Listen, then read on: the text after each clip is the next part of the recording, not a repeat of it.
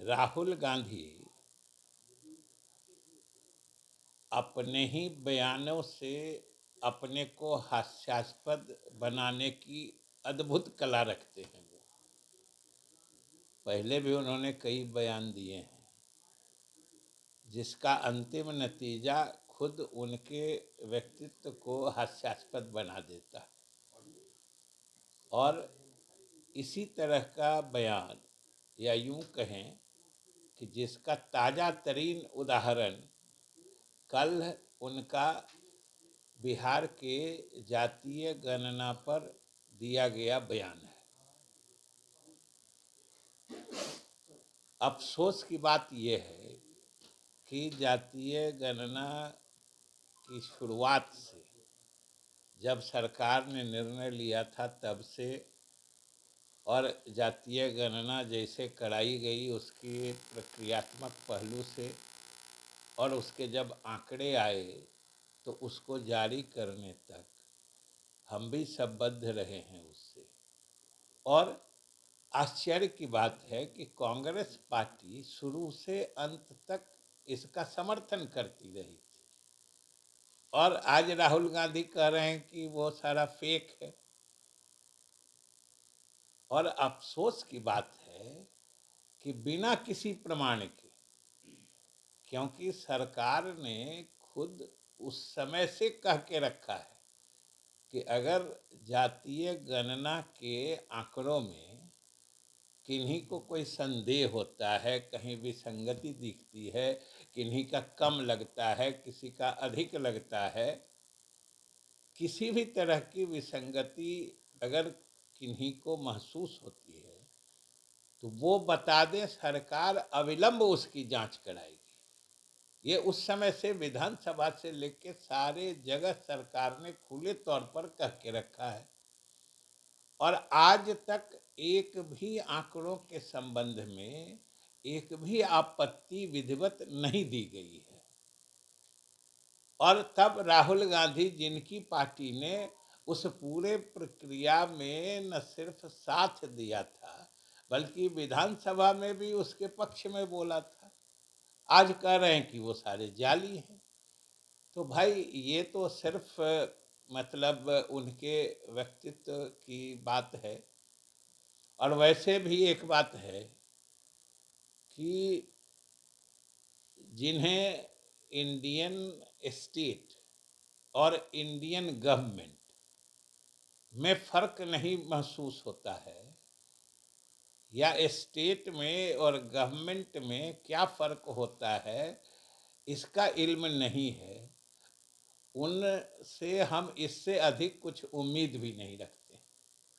अच्छा सर, क्या लगता है कि हो सकता है आप वित्त मंत्री? देखिए, अगर ये आपको पता चला है, जो समाचार पत्रों में भी आया है, तो यह तो स्वाभाविक गति है ना। ये तो हम लोग जो 2005 में जो आकार था बजट का, उसको हर साल बढ़ाते गए हैं, और पिछले साल 2,82,85 करोड़ तक पहुंच ही गया था। तो इस बार 3 लाख, क्या 3 लाख से अधिक का भी हो सकता है।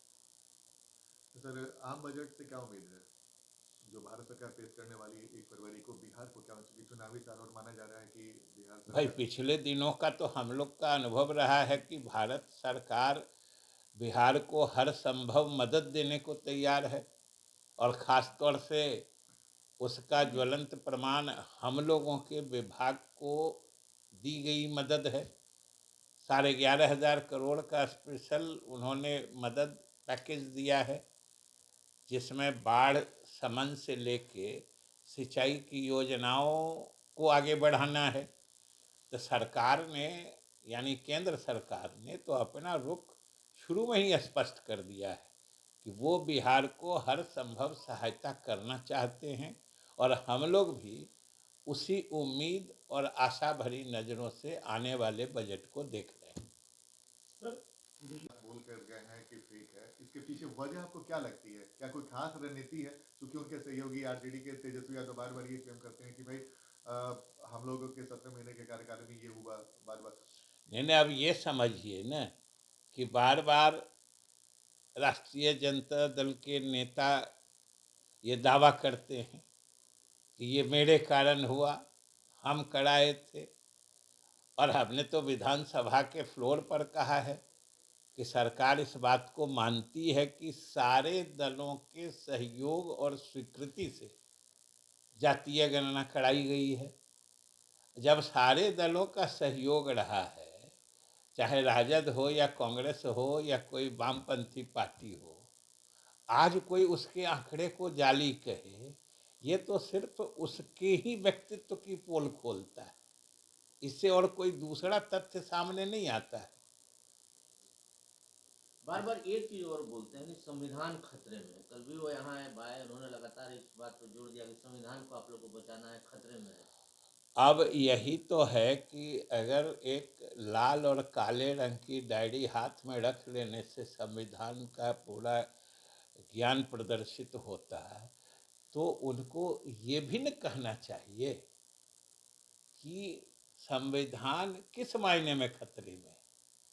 क्या कि संविधान के मूलभूत सिद्धांत क्या है, मूलभूत माने उसका लक्ष्य क्या है, संविधान कैसे समाज की स्थापना करना चाहता है, उसमें अगर कहीं कोई दिक्कत है तो हम लोगों की पार्टी और सरकार तो हमेशा संविधान के हर मूल्य को सुरक्षित और संरक्षित करने को तत्पर रहती है। तो वो बार बार कहते हैं खतरे में है, तो क्या खतरे में है, ये भी बताना चाहिए। सर एक प्रचारकों की सूची जारी हो गई है। सर क्या मुख्यमंत्री इस बार प्रचार के लिए जाएंगे? नहीं, वो तो मुख्यमंत्री जी का फैसला होता है ना। जी। ये तो मुख्यमंत्री स्वयं या पार्टी के कोई अधिकृत आदमी आपको बता सकते हैं। झारखंड में भी सर हुआ था और यहाँ भी हो रहा है। जहाँ भी हुआ था, जब भी हुआ था, या जब हो रहा है, या जब भी होगा, इसके बारे में आधिकारिक सूचना स्वयं मुख्यमंत्री या उनका सचिवालय या पार्टी के पदाधिकारी देंगे। बंद करिए।